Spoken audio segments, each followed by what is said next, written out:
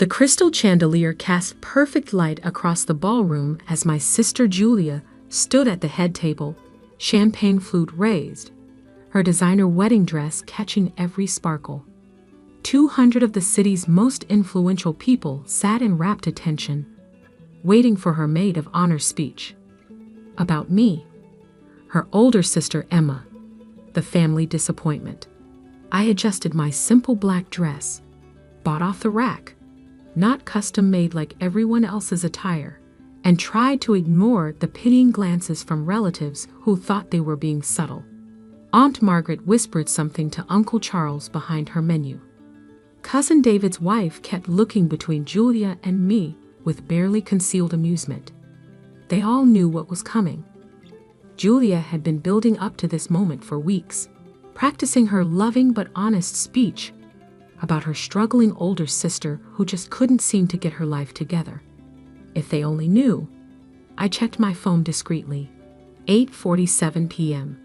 The news embargo would lift at 9:00 p.m. sharp.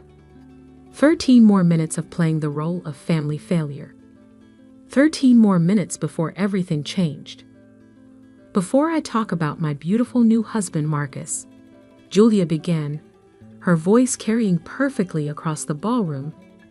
I want to say something about family, about the lessons we learn from each other. Here it comes, I thought, taking a sip of the champagne I could actually afford, but pretended to savor like it was a rare treat. Marcus Pemberton I sat beside her, looking every inch the successful investment banker he was. Old money, old family, old connections. Everything my parents had dreamed of for their daughters. Everything they thought I'd never achieve.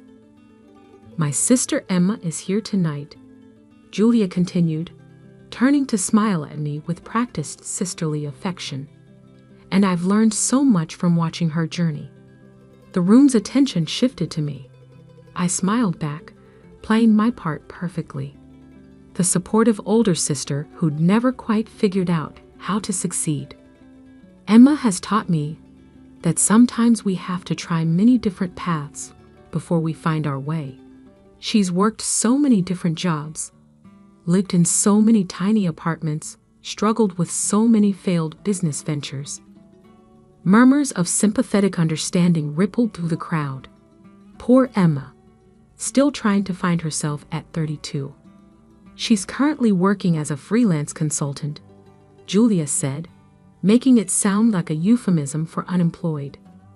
Living in that cozy little studio downtown, driving her reliable old Honda, still believing that someday she'll make it big with one of her startup ideas. More sympathetic nods. Uncle Charles actually shook his head sadly. What they didn't know was that my cozy little studio was actually a penthouse I owned in the building I'd purchased through a shell company. That my reliable old Honda was a deliberate choice to maintain my cover while my actual car collection remained in a private garage across town. That my failed startup ideas had been strategically positioned acquisitions building towards something much bigger. But you know what I've learned from Emma? Julia's voice grew stronger, more confident. I've learned what not to do. I've learned the importance of realistic goals, of practical choices, of not chasing impossible dreams. The room was eating it up. Here was beautiful, successful Julia, married to the perfect man, sharing wisdom learned from her cautionary tale of a sister. Emma, I hope that being here tonight, seeing what real success looks like, what a stable relationship built on shared values and practical foundations can achieve, will inspire you to finally let go of those fantasies and embrace reality. She raised her champagne flute higher. To my sister Emma, who never learned success, maybe marriage will teach her what she couldn't learn on her own. The crowd began to raise their glasses, ready to toast my enlightenment. I raised mine as well, smile perfectly in place. But then something happened that Julia hadn't planned for. The large television screens throughout the ballroom, usually showing a slideshow of wedding photos, suddenly flickered. The hotel's automated news feed system, programmed to interrupt for breaking news, had been triggered. Breaking news, the anchor announced, her voice cutting through the ballroom chatter. We interrupt with a developing story. Local woman becomes youngest billionaire in state history. Julia's champagne flute froze halfway to her lips. The room fell silent as 200 heads turned toward the screens. Emma Rodriguez, 32, of downtown Chicago, has been revealed as the anonymous founder and CEO of Quantum Dynamics, the artificial intelligence company that was just acquired by tech giant Meridian Corp for $4.7 billion.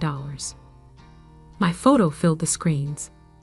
Not the casual selfie from my social media, but a professional headshot I had taken months ago for the Forbes article that would run tomorrow. Rodriguez secretly built the company over the past 5 years while maintaining a low public profile.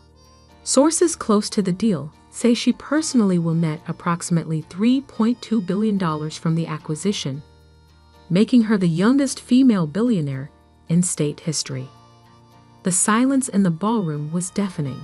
I could hear the air conditioning humming, the distant sound of kitchen staff cleaning up dinner service, someone's jewelry tinkling as they turned to stare at me.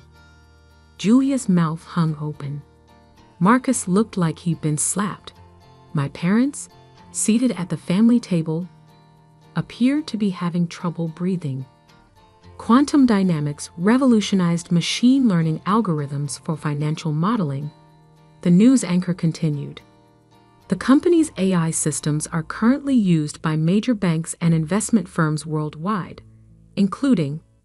The list included Marcus's own firm, Pemberton and Associates.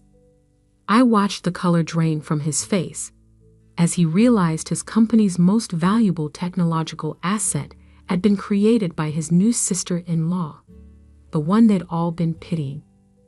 Rodriguez declined to comment for this story, but sources say she plans to use her newfound wealth to expand into aerospace technology and renewable energy systems.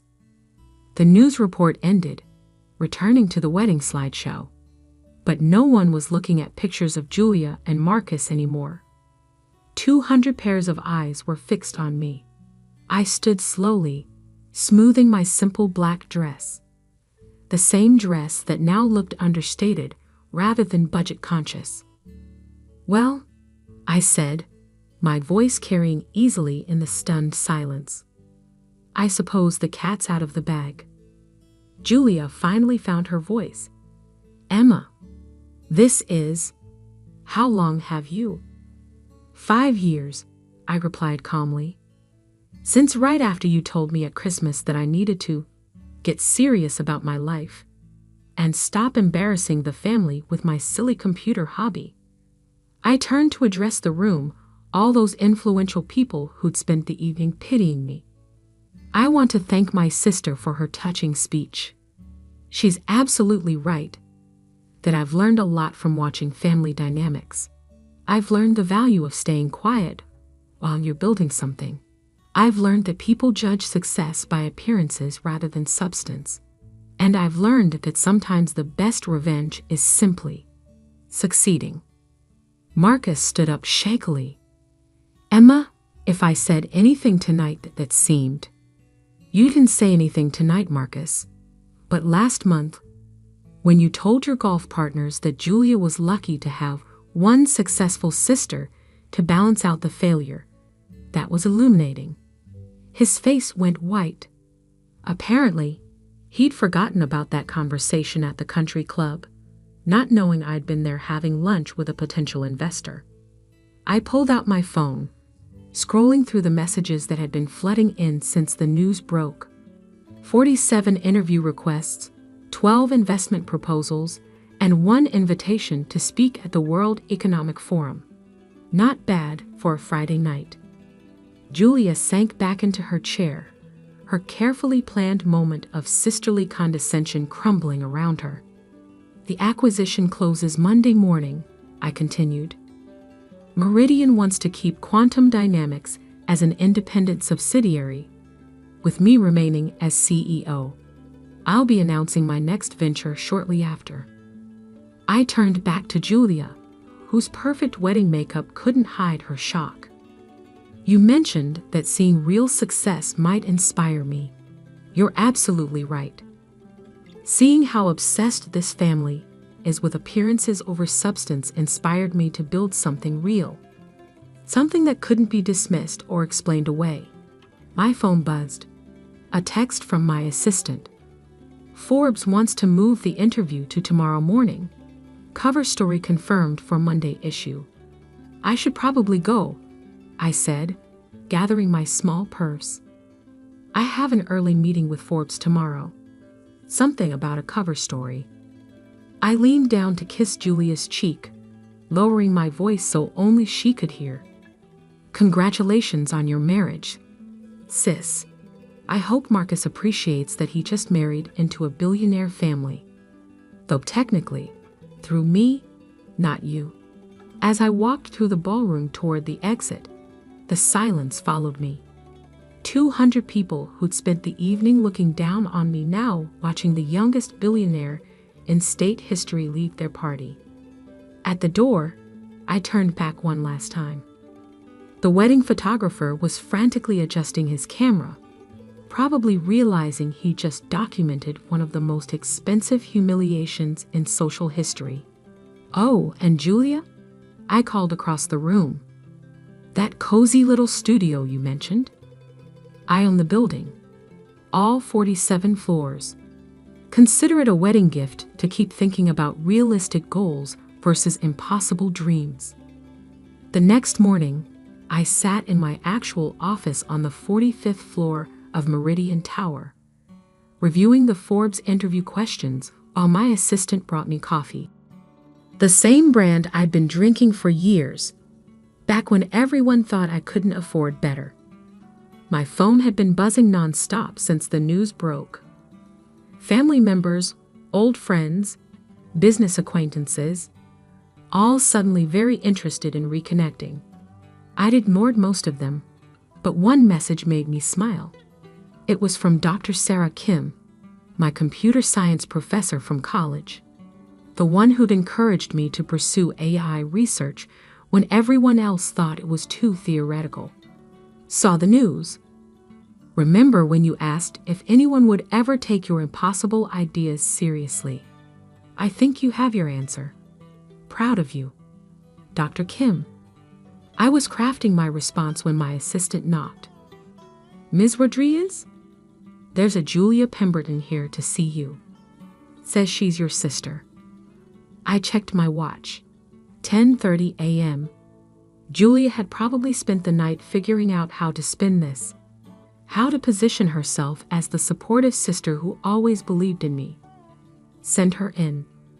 Julia entered looking perfectly put together despite the previous night's drama.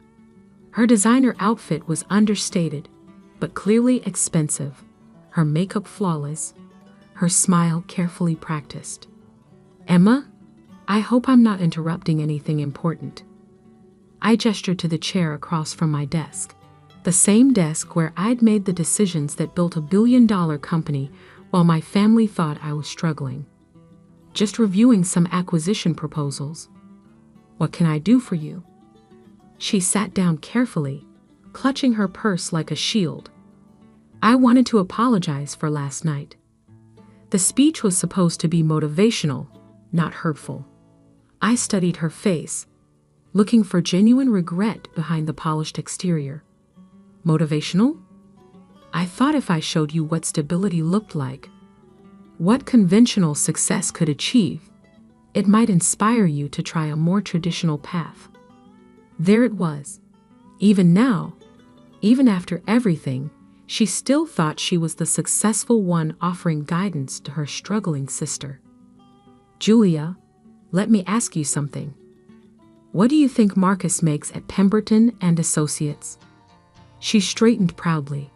He's one of their top earners. Nearly $500,000 last year. I pulled up a document on my computer screen. Pemberton and Associates paid Quantum Dynamics $847 million in licensing fees over the past 3 years. Essentially, Marcus's entire firm runs on technology I created. Her smile flickered slightly. Your wedding last night cost approximately $300,000. Marcus told the golf club it was his gift to you, proof of his success. What he didn't mention is that the catering company, the venue, and the florist are all subsidiaries of companies I own through various investment vehicles. Now her smile was definitely wavering. So when you stood up last night to teach me about real success, you were essentially using my money to finance a lecture about how I needed to be more like you. Julia's perfectly composed facade finally cracked.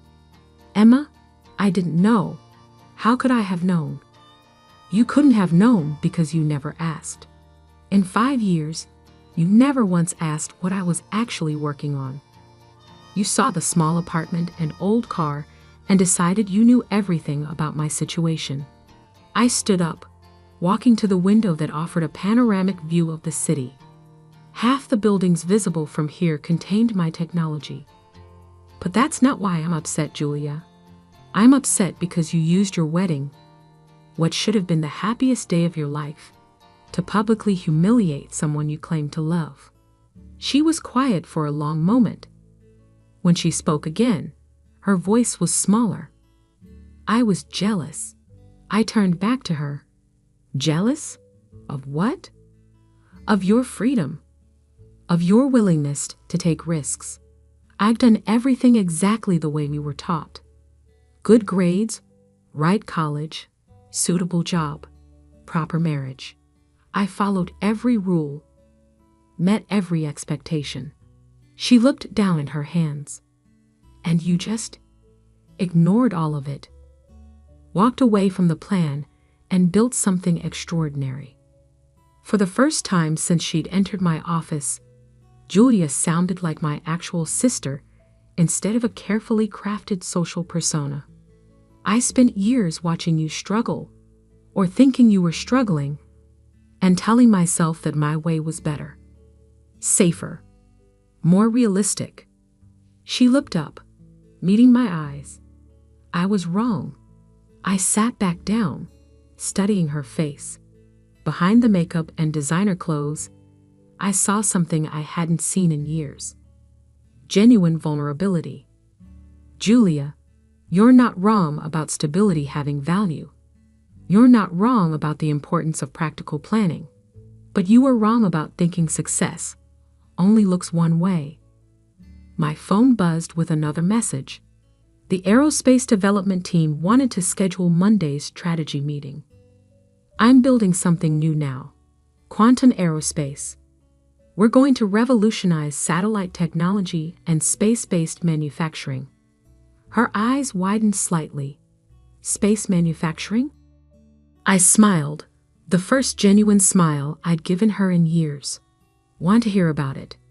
For the next hour, I explained my vision for orbital manufacturing platforms, for artificial intelligence systems that could operate in zero gravity, for technology that could change how humanity approached space exploration. Julia listened intently, asking surprisingly insightful questions about market applications and technological challenges. You know, she said finally, I have contacts in the aerospace industry through Marcus's firm. Defense contractors, NASA suppliers.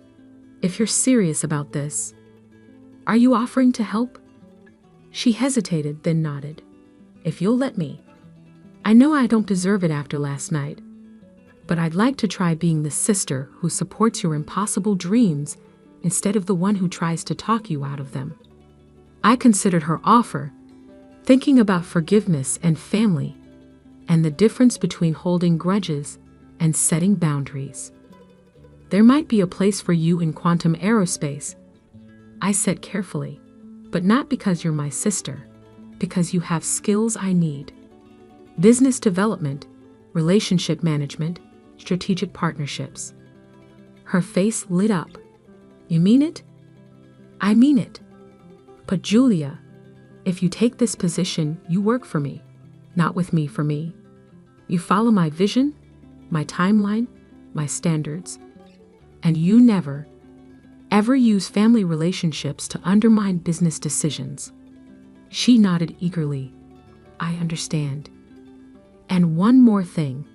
The next time you want to give a speech about success and failure, maybe make sure you actually know which one you're talking about. She laughed, a real laugh this time. Deal. As she left my office to consider my offer, I reflected on the strange turns life could take. 24 hours ago, I was the family disappointment. Today, I was the youngest billionaire in steak history, offering my sister a job. My phone rang.